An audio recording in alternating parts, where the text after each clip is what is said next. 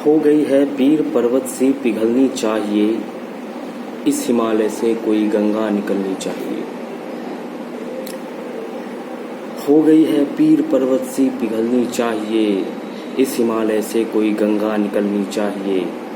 आज यह दीवार पर्दों की तरह हिलने लगी, शर्त लेकिन थी कि ये बुनियाद हिलनी चाहिए। हर सड़क पर, हर गली में, हर नगर, हर गांव में हाथ लहराते हुए हर लाश चलनी चाहिए। और सिर्फ हंगामा खड़ा करना मेरा मकसद नहीं, सिर्फ हंगामा खड़ा करना मेरा मकसद नहीं, मेरी कोशिश है कि ये सूरत बदलनी चाहिए। मेरे सीने में नहीं तो तेरे सीने में सही, हो कहीं भी आग लेकिन आग जलनी चाहिए। नमस्कार। ये दुष्यंत कुमार की गज़ल है। सोचिए आज के परिदृश्य में ये कितनी सार्थक है। जब शासन, सरकारें अपनी मनमानी करने लगे,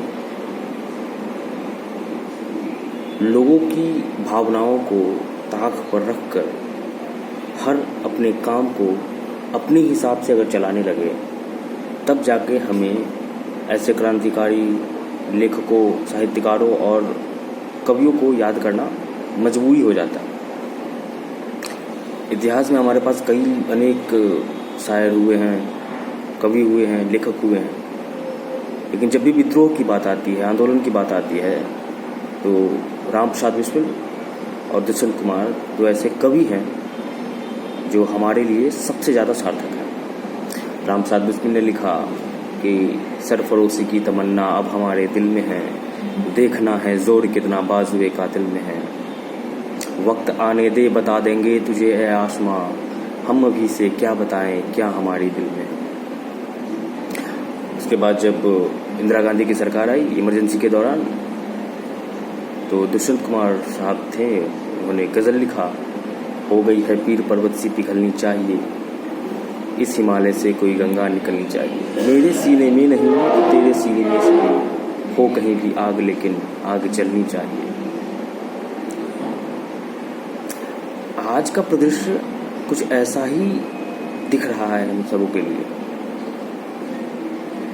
सरकारें हमसे वादा करती हैं, इलेक्शन जीतती है, फिर अपने अपने महलों में सो जाती है। कुछ वैसा ही हुआ है बीते दिनों।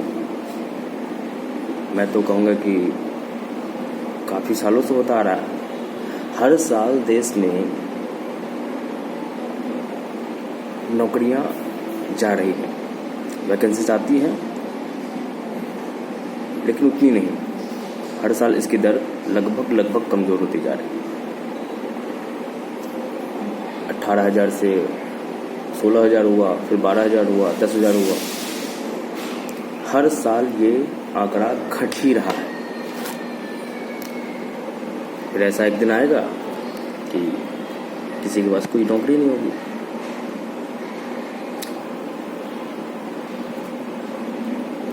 ऐसे में लोग गुस्से से भरे हुए हैं, सरकार की ओर देखते हैं और चाहते हैं कि वो इस पे कुछ काम करे। बुनियादी ढांचाओं पर काम करना सरकार की एक जिम्मेदारी है, जो वो कर नहीं रही। हमारे देश में आज स्वास्थ्य की सुविधाओं में कमी है, शिक्षण संस्थाओं की कमी है, न्यायपालिकाओं की कमी है, रोजगार की कमी तो आप देख ही रहे हैं।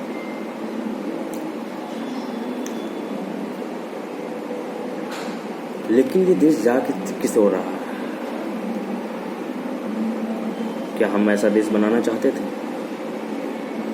आप किसी भी पार्टी के हो सकते हैं, आप कांग्रेस के हो सकते हैं, आप बीजेपी के हो सकते हैं, किसी के भी हो सकते हैं, लेकिन जरा सोचिए कि जब आपके पास रोजगार नहीं होगा तो आप किसके गुण गाएंगे? अरे भूखे पेट तो भगवान का भजन भी नहीं होता। अभी लोगों को समझ में आने लगा है, धीरे धीरे लोग समझ रहे हैं इन चीज़ों को, वरना पहले तो कुछ चमचे थे, कुछ भक्त थे, आपस में लड़ते थे। आज भी देश दो गुटों में बटा हुआ है।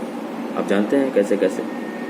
कभी हमें हिंदू मुस्लिम के नाम पे भड़काया जाता है, तो कभी बीजेपी कांग्रेस के नाम पे लोग एक दूसरे के साथ लड़ते हैं, मरते हैं, काटते हैं, गाली गलौज करते हैं। लेकिन इन सब से आगे उठ के देखिए कि आप कैसा देश बनाना चाहते हैं, कैसा भविष्य है इस देश का। सरकार ने हमसे वादा किया था हर साल 2 करोड़ नौकरियां देंगी। 6 साल हो गए हैं, 2 करोड़ छोड़िए, जो मिल रहा था वो भी धीरे धीरे घटता जा रहा, लगभग खत्म ही हो जाएगा कुछ समय बाद। और ख़त्म इसलिए हो जाएगा क्योंकि सारी सरकारी कंपनियां प्राइवेट हाथों में जा रही है, निजीकरण हो रहा है सारी कंपनियों का। LIC की बात हुई, रेलवेज़ की बात हुई। अब सोचिए BSNL सरकारी कंपनी थी, उनको ठप करके, ये सरकार के हाथ में था, उनको ठप करके ऐसा माहौल बनाया गया कि जियो उसमें कमा सके, और वही हुआ। आज के डेट में BSNL का नामो निशान नहीं है भी तो नाम मात्र का। ऐसी स्थिति में जियो ने जो अपना परचम लहराया है, बिना सरकारी मदद के ये पॉसिबल नहीं है, हो ही नहीं सकता। बस लोगों को आंख खोल के देखने की ज़रूरत है कि हो क्या रहा है।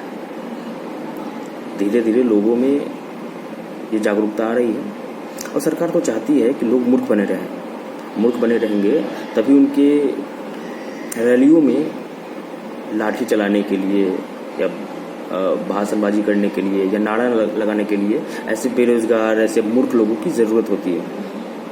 और वो चाहते हैं, सरकार चाहती है हमेशा कि लोग मूर्ख बने रहें, अपने अधिकारों के प्रति जागरूक ना हो। जो लोग पढ़ लिख लेते हैं वो सवाल करने लगते हैं, और सवाल से सरकार को हमेशा तकलीफ होगी। आप किसी पार्टी का विरोध नहीं कर रहे हैं। मेरे हिसाब से अगर मैं विरोध करता हूं तो मैं पार्टी का विरोध नहीं करता, मैं सरकार का विरोध करता हूं। और सरकार का, तंत्र का विरोध करना लोकतंत्र में जायज़ है, कहीं से भी क्राइम नहीं है इसमें। आपका संविधान आपको ये अधिकार देता है कि आप अपने अधिकारों के लिए जागरूक होते रहें और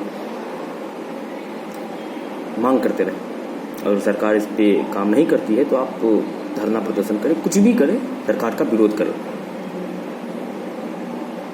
और ये चल रहा है अभी।